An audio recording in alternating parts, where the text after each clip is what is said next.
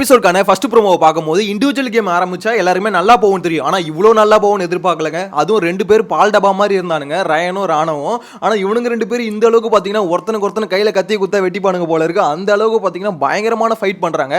So இதுக்கெல்லாம் காரணம் யார் அப்படின்னு பார்த்தீங்கன்னா பிக் பாஸ் தான். சீரியஸ்லி சொல்கிறேன்னு வச்சுக்கோங்களேன், பிக் பாஸ் வந்து பார்த்தீங்கன்னா ரொம்ப நாள் கழிச்சு இன்னைக்கு ஹாப்பியாக இருப்பார். ஏன்னா இந்த அளவுக்கு தரமான கண்டென்ட்லாம் இப்போ தான் வர ஆரம்பிச்சிருக்கு. இவ்வளோ 50 நாளாக பார்த்தீங்கன்னா மனுஷன் ரொம்பவே கஷ்டப்பட்டு இருந்தார்.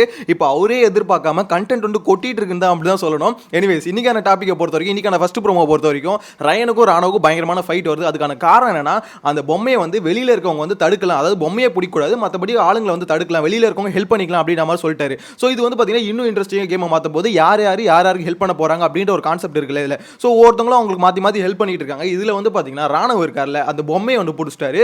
ஸோ இதில் தான் பார்த்தீங்கன்னா ரயனுக்கும் ராணுவுக்கும் சண்டை. இந்த மாதிரி வந்து பொம்மையை பிடிக்கூடாதா, உனக்கு கேம் புரியலடா அப்படின்ற மாதிரி சண்டை போட்டுக்கிறானுங்க.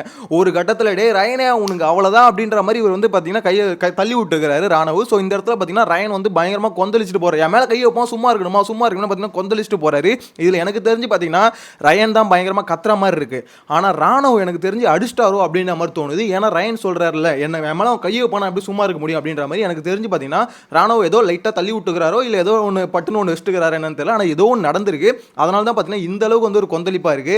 இதில் என்ன விஷயம்னு வச்சுக்கோங்களேன், இப்போ ராணுவ ரயன் ரெண்டு பேருமே பார்த்தீங்கன்னா பால் டப்பா மாதிரி இருந்தாங்க, ரொம்ப அமைதியாக இருந்தாங்க. இவனுங்களாம் சண்டை போடணும்னு எதிர்பார்க்கவே இல்லை. நான் எக்ஸ்பெக்ட் பண்ணது என்னன்னு பார்த்தீங்கன்னா, ரயன் வந்து சண்டை போடுவார் அப்படின்ற மாதிரி எதிர்பார்த்தது தான். ஏன்னா ரயன் நேற்றே பார்த்தீங்கன்னா கேமில் ரொம்ப மும்முரமாக இருந்தார். ஆனால் இது யாருக்கு வரும்னு நினச்சேன்னா, ஆக்சுவலாக சத்யாவும் அதே மாதிரி இன்ட்ரெஸ்டிங்காக இருந்தார். ஸோ சத்யா அல்லது அருண் விஷால் இவங்க கேங்குக்கும் ரயனுக்கும் தான் வரும் அப்படின்னு நம்ம நினச்சிட்டு இருந்தேன். ஆனால் நடுவில் ராணுவுக்கு ரயனுக்கு இந்த மாதிரி சண்டை வரும்னு எதிர்பார்க்கவே இல்லை. ஏன்னா உள்ளுக்குள்ளே இருக்கவனுங்கெல்லாம் இப்போ சேஃப் ஆகிட்டானுங்க, இவனுங்க ரெண்டு பேர் அடிச்சுக்கிட்டு மல்கட்டுறானுங்க அப்படின்ற மாதிரி தான் இருக்குது. ஆக்சுவலாக இதில் வந்து பார்த்தீங்கன்னா யாருக்கு ப்ளஸ் மைனஸ் அப்படின்றத பார்க்கறத விட இதில் வந்து யார் அடித்தாங்களோ அவங்களுக்கு கண்டிப்பாக பெரிய நெகட்டிவ் இருக்குது. ஒன்று ரயனாக இருக்கட்டும் இல்லை ராணுவாக இருக்கட்டும். ஏன்னா விஜய் சேதுபதி வந்து பார்த்தீங்கன்னா நார்மலாகவே பொங்குவார்.